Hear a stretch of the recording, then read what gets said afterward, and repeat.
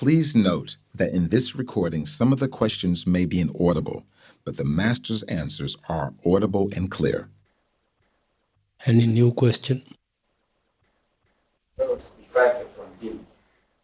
Now I'm asking, how about those who don't get the chance to come here to see you distracted? How do you get, do they, lose, get such distracted from you? You mean on whom the master doesn't look? Yes. But They don't have the chance to come here. he looks at everyone because he is within everyone. The question of coming here or staying away doesn't arise. Master is always within every disciple. Does it mean to say that those who come have got more advantage? Well, they may think they get more advantage because if they are able to build up that atmosphere by the physical presence of the master, in which they think that they can improve their meditation, definitely they have more advantage. If on the other hand, people are attending to their meditation and they are living in that very atmosphere of Santmat, they are getting the equal advantage. The master is within everyone.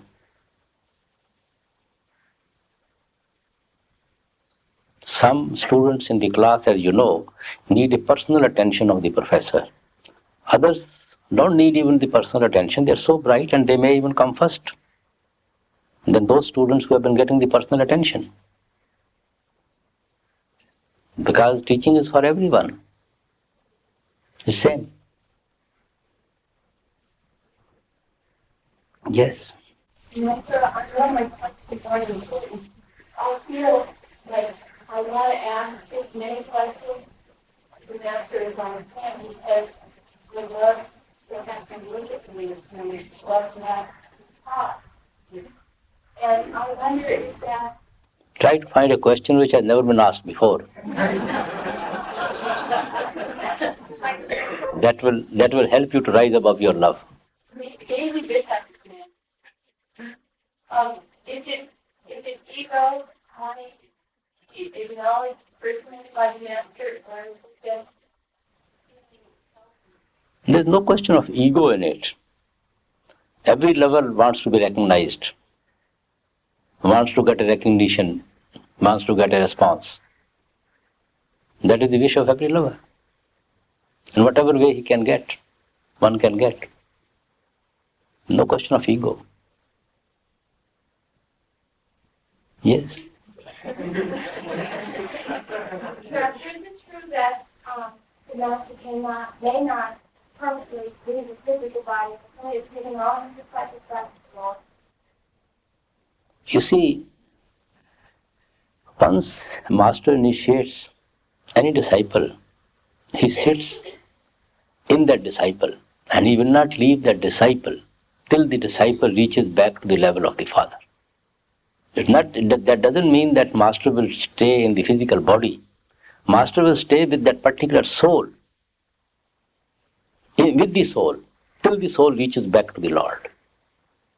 Physical body has done its job.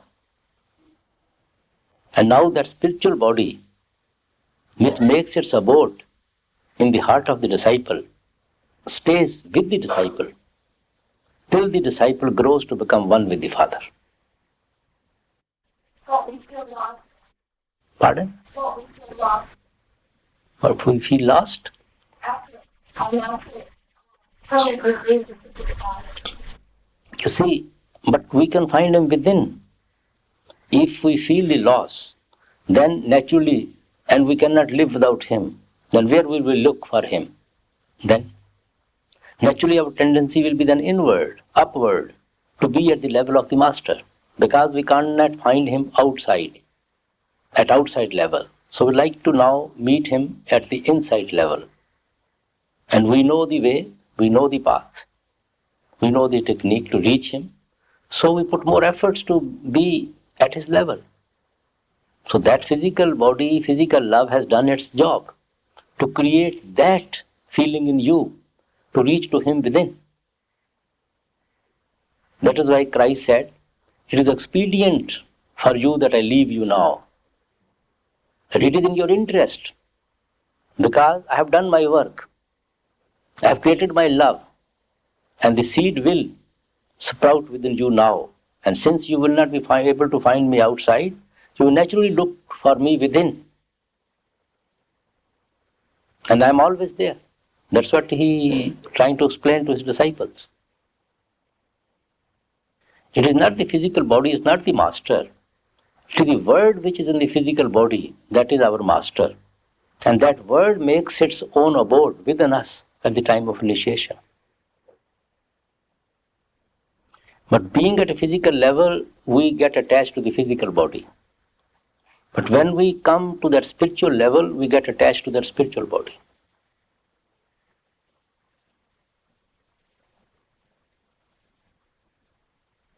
Yes?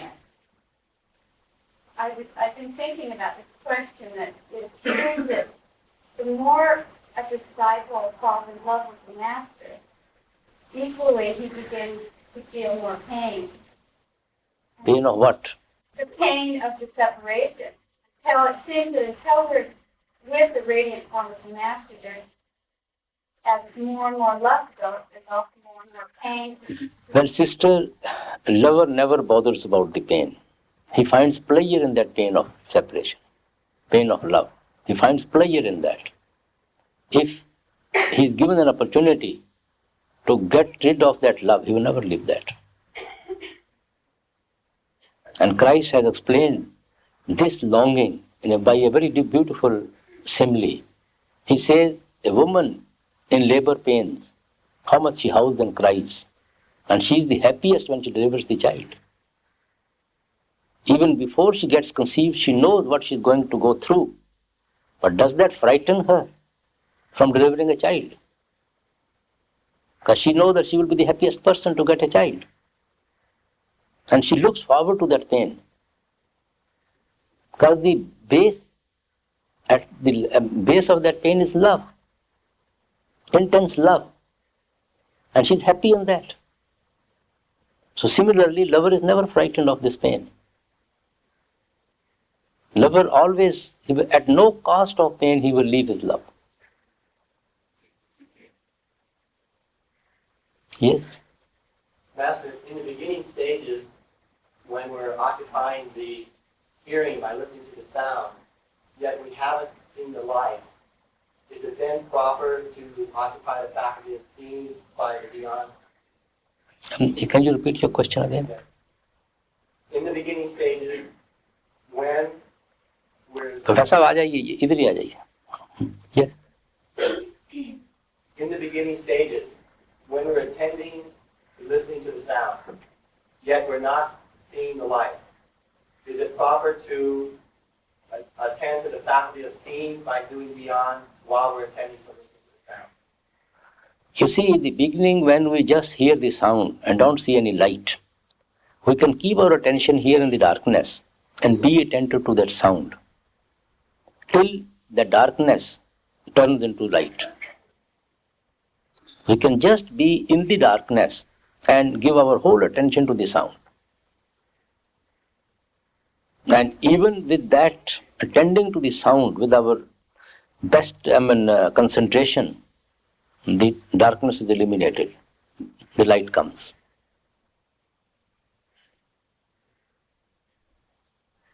Yes. You speak about clarity of the very.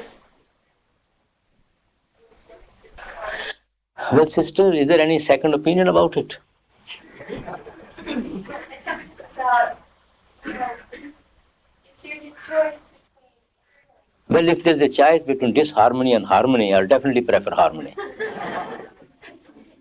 What is there to quarrel about in satsanga? I've never been able to find.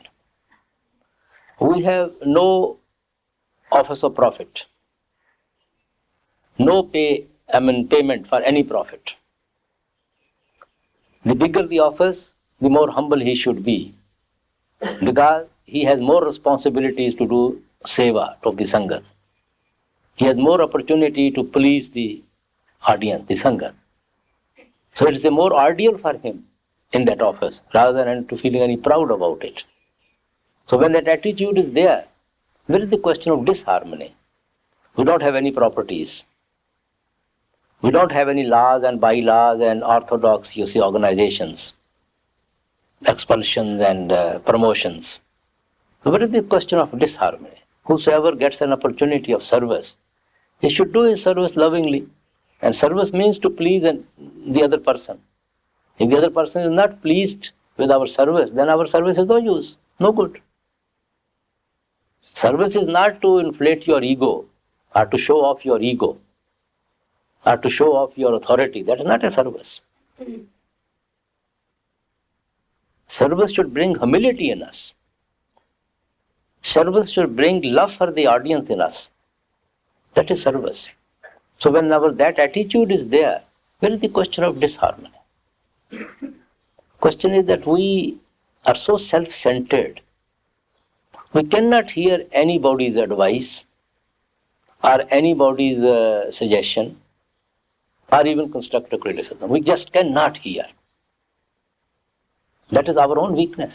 And we are on the path to shed those weaknesses, not to inflate those weaknesses. And so in service, question of annoying anybody doesn't arise at all. We can be firm in our views. We can put our views lovingly and clearly without offending anybody. So I can't understand the question of disharmony in Sangat. When their pivot is one, their path is one, their goal is one. And they're all marching to the same goal. Where is the question of disharmony? Christ said, if you all collect in my name, I'll be there. But we collect, but we forget that we have collected in his name. We do collect, but we do not collect in his name. If we collect in his name, then there will be no disharmony. We just collect and forget about him. Then there's disharmony. And then the first master is possible. What is the question of disharmony in that? Sometimes there are where we sit and not sit. We might be close to master. We might be big, real master. I'll just tell you. Everybody loves the Lord. At least everybody wants to love the Lord. Are we jealous of each other that he loves the Lord more than me? Or why does he love the Lord more than me? Why does he pray more than me? Why does he give more time to meditation than me? Are we jealous about it? We are not jealous about it. We are happy. If anybody is tending more to meditation, loving more the Lord, sees the Lord in everyone, we are happy rather with him. The problem with the master only comes when we don't think them he is God. Then when we bring him to the human level, then there are jealousies. If we also keep him at the same level of the God, it should rather please us, makes us happy if anybody loves him more than us. Then his love should strengthen our love also. Our only problem comes that being human, we all also like to pull him to the human level. And we start being jealous of each other. If we keep him at the same level of the Father, then there's no question of any jealousy at all. In the class, there are so many students, and some students need personal attention. Some students are so sharp and intelligent, they grasp everything what the teacher is saying, and teacher hardly looks at them even. And they are always the first to come, they are always come first in the class. They top the class. Not those who are getting the personal attention of the professor. They may even fail. He is giving teaching to everybody. So everybody, you see, has its own place. Some need more, some need less. Some has different type of seva, some have different type of seva. And some has different aspects of coming near him. They even get more scolding sometimes. Those who are nearer to the master, they perhaps may be getting at many times much more scolding than the others who are never that fortunate at all. So we only look to the one aspect. not to all the aspects.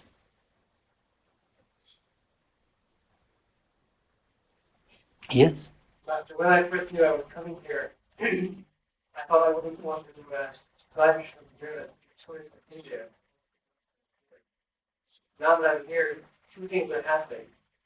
For the first 10 days, it's done walking from food, but my mind is playing tricks on me. And it hasn't happened yet, but the mind is so unused to being surrounded by so much love, it now feeling to feel trapped. I have to think here, wait for that. Probably you're feeling suffocated of love. People who are not used to experience so much love, they actually feel suffocated sometimes. Because they find it hard to digest so much love. Because they have never been getting so much. So we should come with a bigger heart to absorb all that.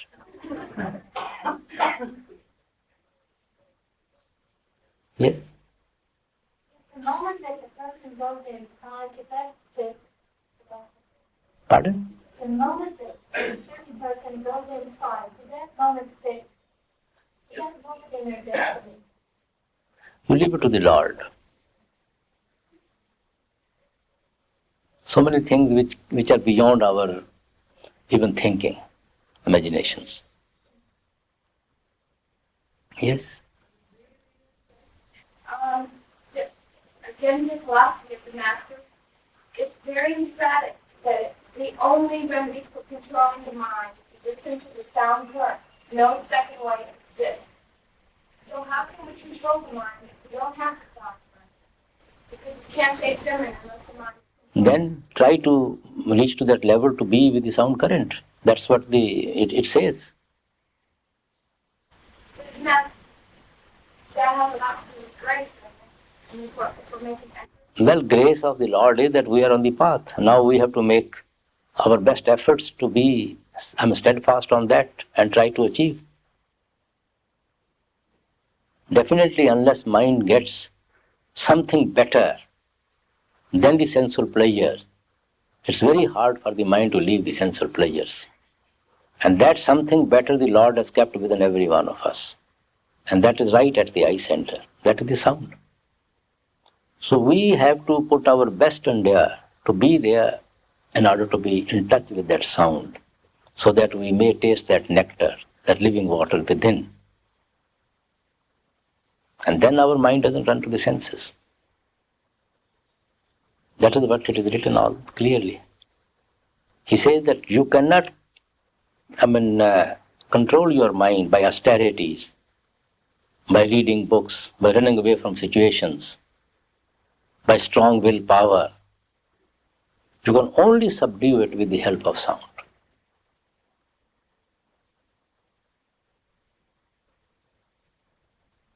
Otherwise, it is just putting a snake in a basket. As long as the snake is there in the basket, we are saved from its poison, from its sting. But how long will we be able to keep that snake in the basket? The moment it comes, it's going to do mischief again.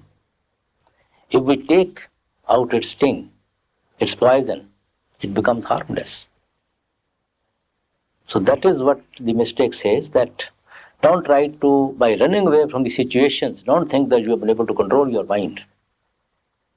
By austerities and rituals and ceremony, don't think that this is just putting a snake in the basket. Give it a better taste than the sensual pleasures. Then it's automatically leave the senses. Try harder, wait. Sister, it is a constant struggle with the mind. It's not a question of 1 year or 2 years, it's a constant struggle with the mind. If you look back, which unfortunately we are not aware of, since how many ages mind has been running out? And how much effort and time it takes to withdraw from all that and come to the eye center. But it is worth the game. Yes? Master, How can we develop a bigger heart so we can be more receptive? How can we be more receptive? By attending to meditation. You see, the more you digest His grace within you, the more it grows and grows. The more it makes you receptive and receptive to receive that grace. The more you digest within. If you vomit it out, so naturally, Lord also withdraws His hand back. If we digest His grace, so then we receive more and more.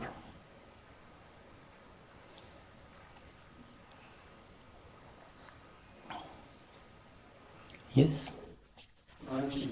Master holds each disciple by a string as it were, and when he wishes, he pulls a string and raises the disciple up to a certain level. Does this mean that the disciple gets a temporary glance at a certain region of the moon, is allowed to remain in this region and to proceed further? You see, it depends upon the individual karmas and individual spiritual progress within. There's no question of fixed timing. It depends upon the individual karmas, how much load we are carrying, how much load we have to shed, and how much spiritual progress we have to our credit. Accordingly, we get place within. It varies with individuals.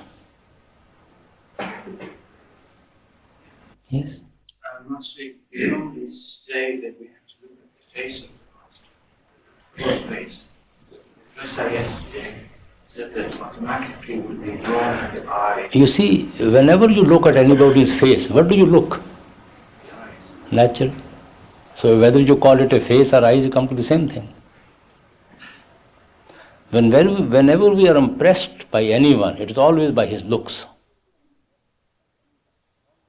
Whenever we receive anybody's attention, it is always through the looks.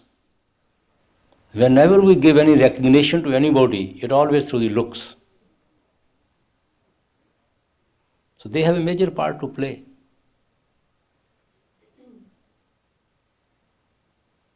So when we look at anybody, it is always the eyes which matters. But you can't eliminate other part of the other item of the face just by looking the eyes. They will also be part of it. Concentrating on the eye. Well, it's okay, but it's always eyes in the face what you see. Eyes on the face.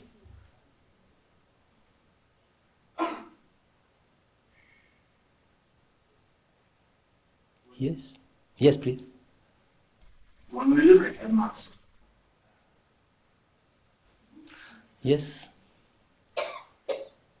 Anybody was asking here this side? Yes? Master, are all the years before the disciple physically see the physical form of Master, all the years of so-called meditation, are they nothing? Are they? Are they nothing? No. Who says? It's nothing. You mean without seeing the master, whatever meditation we do is nothing? Because physical, contemplation. You see, I have explained, sister, so many times. Dhyan is not must. Dhyan is a great help.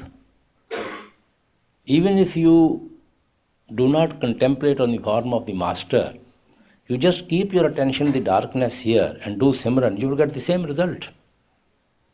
But with Dhyan, it is a little help to hold our attention there. But even otherwise, you can hold your attention there with the help of Simran in that darkness. It's not must, it's a help. There's a lot of places with the Master's where left eye movement wrong. He says it's a necessity. You see, it's a part of meditation, but we say it is a help. It is not a must. I have said so many times in so many tapes and so many books. Yes. Last night it was implied that it was more than a help. that is very, very. Yes, it is important, but it doesn't mean that, you see, if you are not able to contemplate on the form of the Master, your meditation all goes fertile. That is wrong concept. It's a great help. It's not a must. People do concentrate, even keeping the attention in the darkness. And then they start seeing the light, and then light holds their attention. And then you see, the light does the same part as the face of the Master does for contemplation. It is just to hold the attention there. Real dhyan comes when we see the radiant form of the Master within. That is not in the initial stages. Right, that too.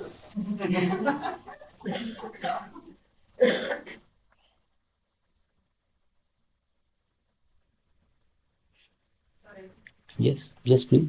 In the books they say that self-realization precedes God-realization.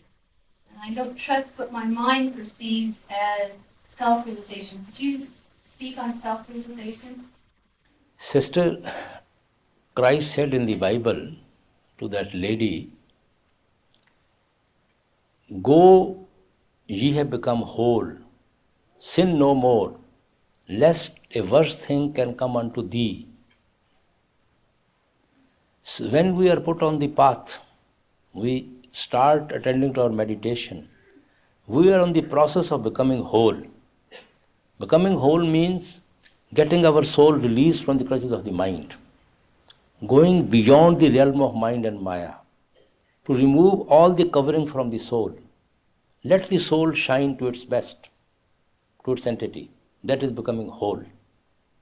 So unless we become whole, we are not capable of merging into the universe, into the Lord. Then only we become pure, and that is self-realization. And God-realization is when we merge back into the Father. I often give an example. You see, after the rain, water mixes with the dirt. It becomes a part of the dirt. It stagnates. But with the heat, warmth of the sun, it leaves the dirt. It evaporates. When it leaves the dirt, then it's a self-realization. Then it realizes that dirt is something different than me. Unnecessarily, by mixing with the dirt, I was thinking a part and parcel of the dirt. Dirt is something different than me. That is self-realization. But when it goes and merges back into the cloud, that is God-realization. So when we are able to release our soul from the mind, there is no covering on the soul, that is self-realization. And then we go back. This comes at the second stage, after the second stage. When we go to the third stage, even all the impressions of the past lives is lost from the soul. Then the soul shines. But it has yet to merge back into the Lord. It has yet to become one with the Father. So that is why Socrates said, know thyself. That is your real self which you have to know. Our real self is not the body, not the mind. That is the soul, when it is separated from the body and the mind.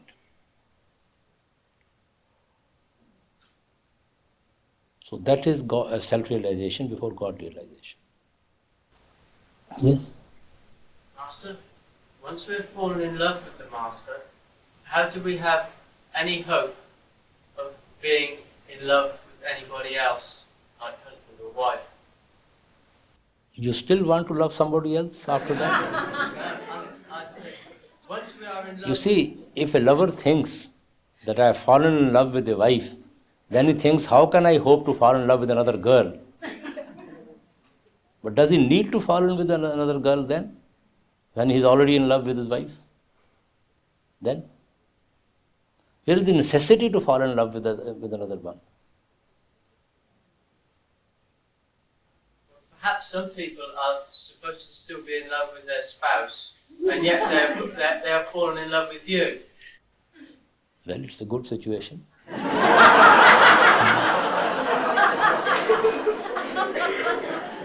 Ultimately, they have to select. You see, if the attachment of his wife too much, it will remain attached, soul will remain attached to the wife. If the attachment to the master is too much, it will automatically go to the level of the master. That is why Christ said in the Bible somewhere, if you love your father and mother or relation more than me, then you are not worthy of me, worthy to become me, worthy to merge in me, worthy to become part and parcel of me. Because you are still impure. Only when you become pure, then you merge into me. Then he says, unless you become worthy of me, you cannot become worthy of the Father. Become worthy to become one with the Father. So we have to, this relationship is just a karmic relationship of marriage. We have to perform our certain obligations, certain duties. But not to forget our pivot in life. The main object of getting this human birth, that should be before us. And this is a very selfish love with a husband and a wife. Very selfish love. As long as your needs are being fulfilled, you think you are in love. Then you don't need each other, you think you never loved her at all. Never loved him at all. This is a selfish love. Yes? Master, are the satsang karma is arranged in such a way to promote the most rapid spiritual progress? Well, brother, ransom has to be paid. Whatever is due to the Caesar, it must be paid to the Caesar. Whatever karmic load we are carrying, we have to account for all those karmas as long as we are realm of the Kal. We cannot otherwise get out of the realm of the Kal. So Master helps us to get rid of those karmas, helps us to rise above those karmas. He puts us in touch with the sound and light within, or that word, Shabad Naam within, and gives a source of strength to remain attached to that divine melody within. And slowly then we rise above mind and Maya. Slowly then all our coverings are removed. But soul cannot escape from the Kal's realm unless it has paid for all the karmas.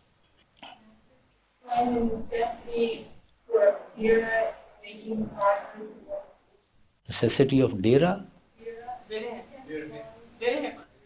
Birhe. You see, nobody attends to meditation unless there is love within to go back to the Father. Why should we close ourselves in a room and cut ourselves from all the activities of the life for a certain period if we have no longing to go back to the Father? Longing is there to go back to our own original home. Inclination of the soul is always there to go back to its own source. And that longing helps us to attend to our meditation. And that very longing slowly grows and grows and grows to become one with Him. Without that longing within, nobody will attend to meditation at all. It's not a ceremony that we have to go through. It's something within us which is pulling us towards our goal. Now that seed has to grow and grow and grow. Christ said, blessed are those who mourn, for they shall get rest. Who feel the separation of the Father. Unless anybody feels the separation of the Father, nobody will attend to meditation. Nobody will search for Him. Nobody is prepared to make a slightest sacrifice in life unless we miss the Father, unless we feel the separation of the Father. That has to be there before we come to the path, before we search the path, before we are satisfied with the path. It is always there. Now it has to grow.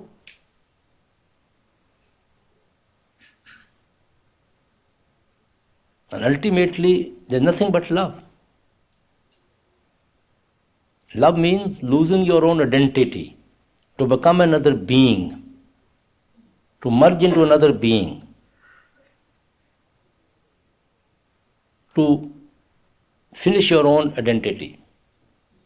That is love.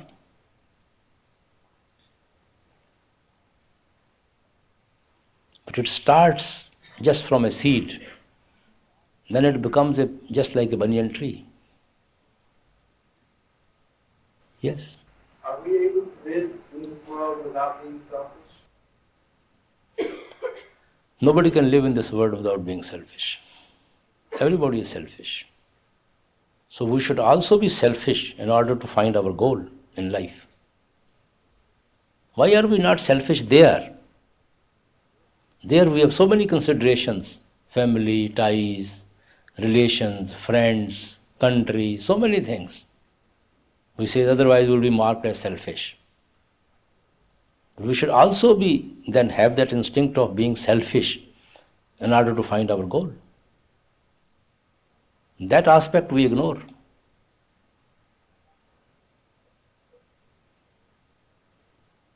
Selfish means looking to your own personal interest.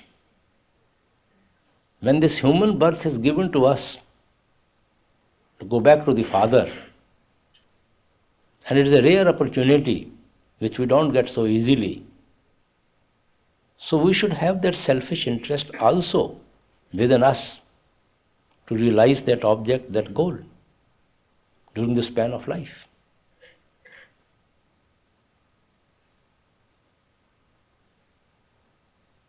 It's right that nobody can be without any selfishness in this world. All relationship is nothing but selfishness.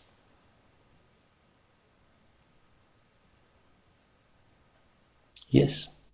Can car make us follow the path through another sasangi?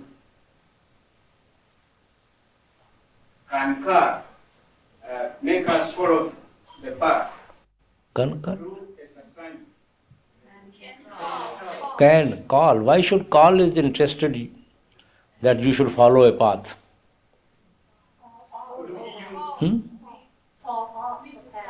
For off the path. Yes, he can. Anyone can be the instrument. For him, for call, there is no question of sasangi or non-sasangi. Anyone can become an instrument in our life to put us away from the path. That depends upon our own karmic connections and relations with the person. That we are let down mostly by our own people. So we have to be at guard even from our own friends.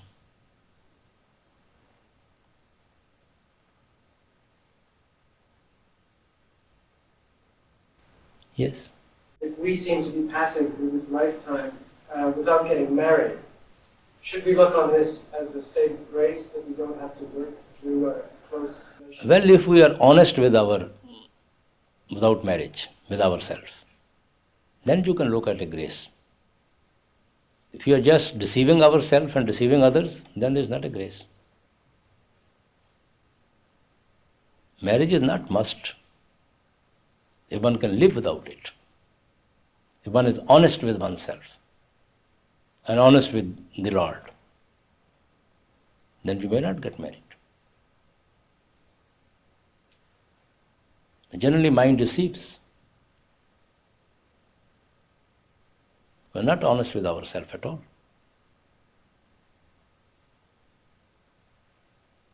We may have a covering of honesty from the people, but from our heart we are not honest.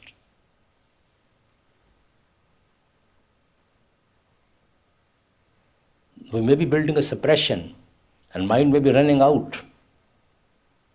And since we are not making use of those opportunities, so we think we are honest with ourselves.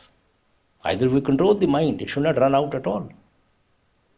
It should not even think about the marriage, then it is okay. If it is always you have to fight with the mind, 24 hours, to suppress certain desires, lustful tendencies, then where is the honesty?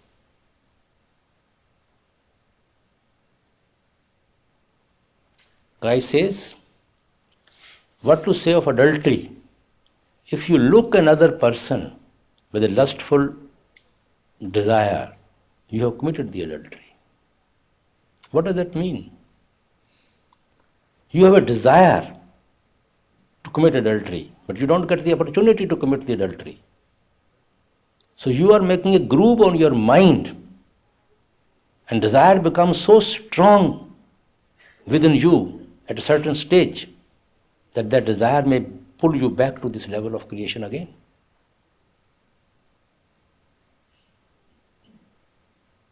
So it's not only the adultery which has brought you back to this creation, it is even your desire to commit adultery which has made a very strong roots in your mind, by which, you see, for which you are obsessed day and night. Even though you may not have committed one, even that obsession can make so much groove on the mind, it can bring you back to this creation.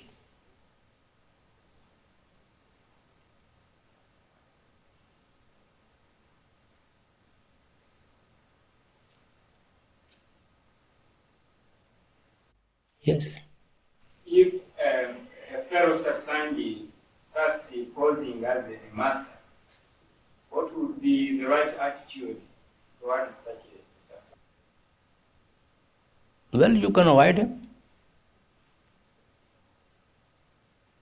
Why should we worry about anybody? You can avoid him. Sometimes mind definitely deceives. You see, sometimes we see our own self within ourselves, and we get deceived that I am God.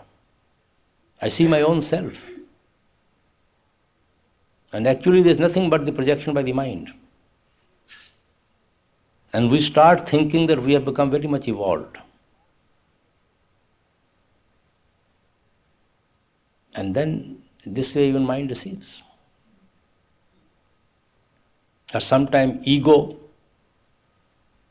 betrays us. Sometimes we want to cover our weaknesses. So many things you see which deceives the mind.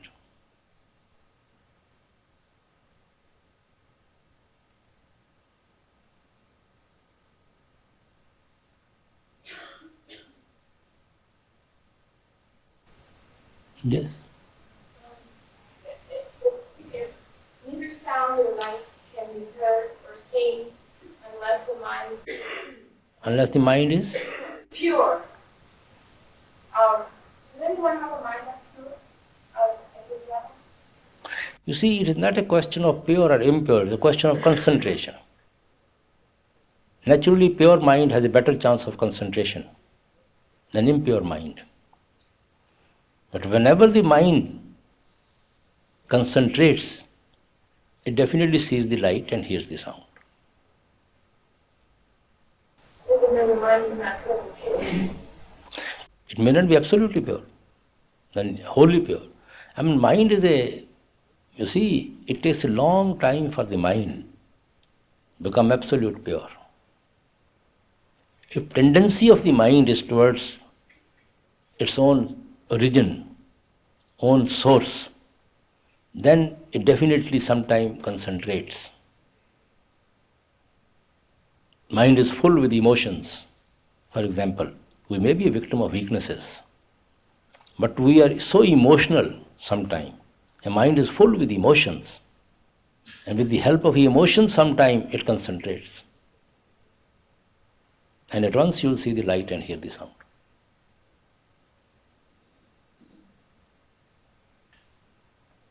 Yes? Maharaji, you were talking about that longing a few minutes ago, and since I've come here and the longer I've been here, I feel more of patience and less of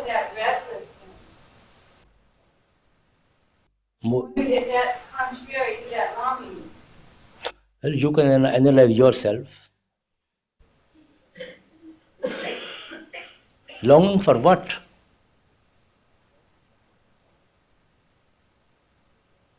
Longing to get peace and bliss and happiness within. That is also a longing. And sometimes we do get peace, happiness and bliss. So sometimes definitely we feel that probably we have lost that longing. Because we have achieved a lot what we wanted. But then we are interested to get more and more of peace and happiness and bliss.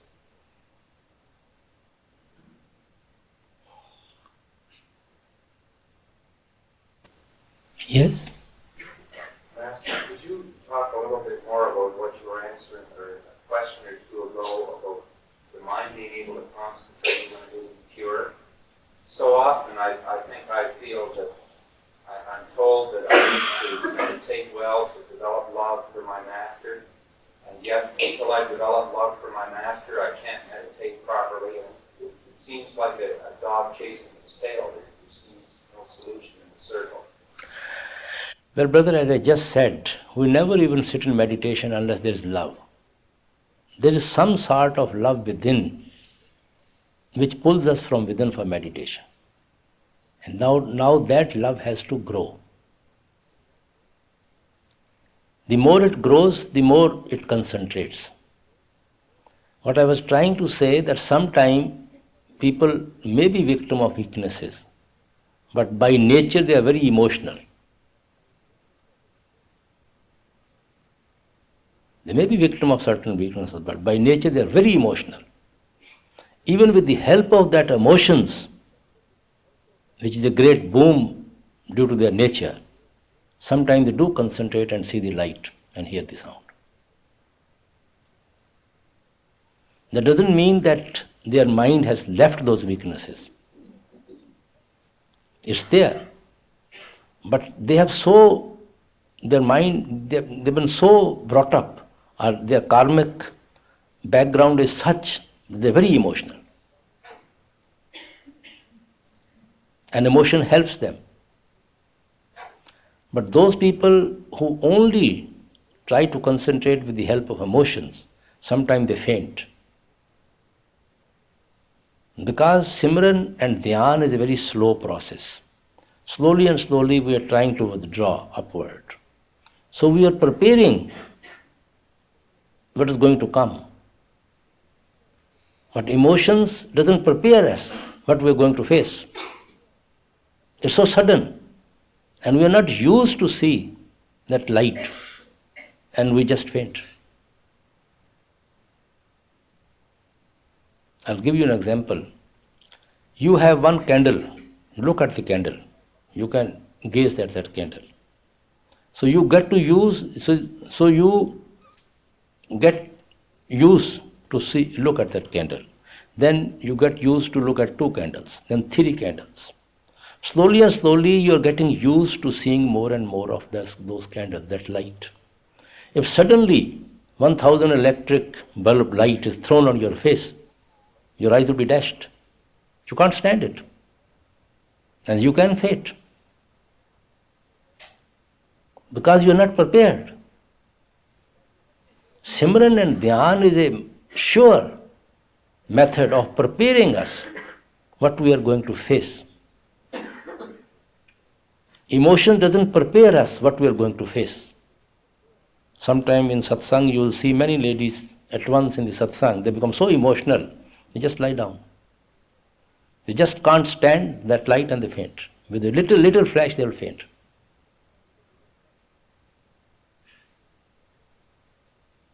So emotion should be channeled to attend to meditation. Mere emotions won't help. Motion should be so channeled that we attend to our meditation daily. That is why I say attend to your meditation with love and devotion. That is channeling your emotions into meditation.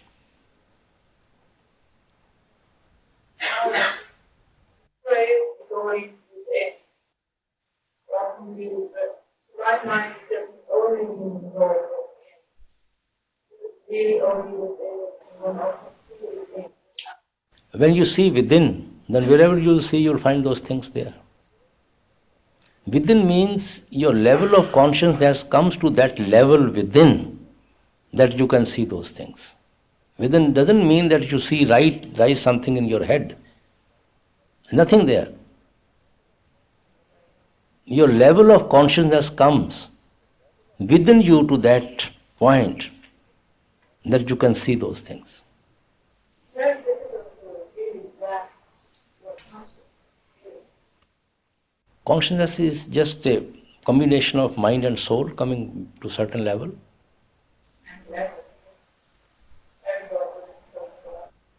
Coming here. Pardon? It really isn't within or without, it's just there. Yes, it is there. Neither out, not within. But naturally, since the concentration has to be within, because we have to cut out our attention from all these nine apertures and to withdraw it from the nine apertures upwards, so we naturally call it within. When one is contemplating within, so to speak, one becomes very much aware of the super. Yes, you can be aware. But if you are interested in that,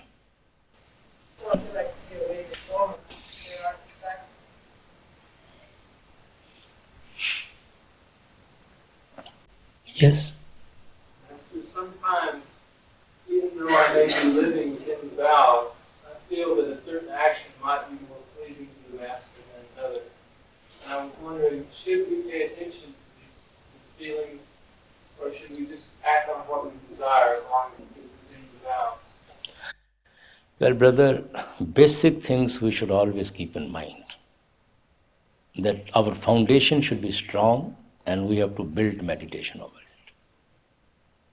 And not analyze every little thing in too much in detail and nothing comes out of it. Our foundation is the vows, the principles on which we are building our treasure. That is our foundation.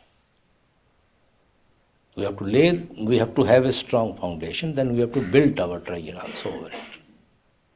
Then you do whatever you feel like. There's no problem of any type. Yes? The sound that people call ringing in the ears, is that any of these spiritual values? Is it preparatory sound? Definitely. You see, I have given example for so many times I have tried to explain. Child just after birth doesn't start running.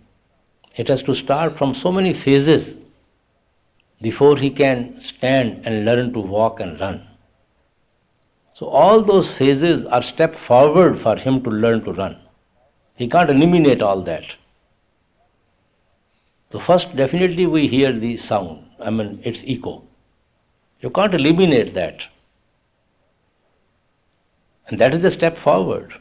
And that step, since it is a forward, so it is a guide to our meditation. I mean, the sound is like people call it ringing in the ears, and like you don't even have to be initiated, you can just drive in a car or something. Is that it? Anybody with the concentration will hear the sound, whether they are conscious of it or not. People who are not conscious of the sound, even they, when they are reading a book, are too much absorbed or concentrating on anything, they definitely hear that sound. But they are not, since they don't know what it is, so it's no use to them.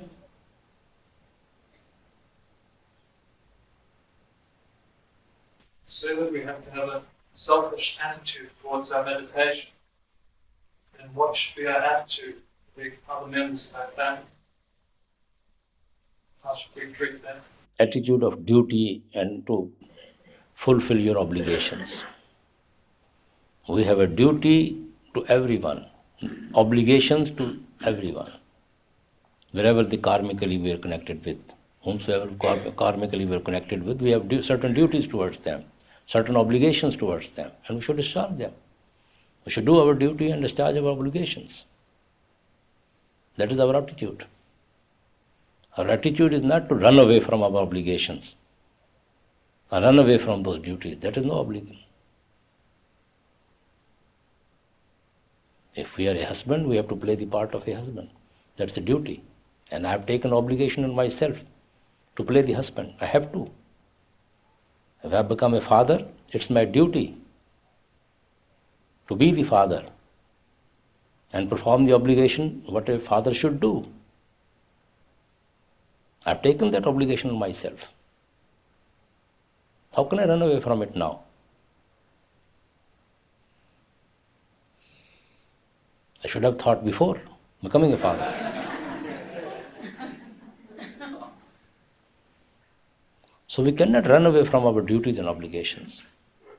Sant Panth doesn't teach us that we should run away from our obligations and duties. We have to all perform them, live with them, and then attend to our meditation.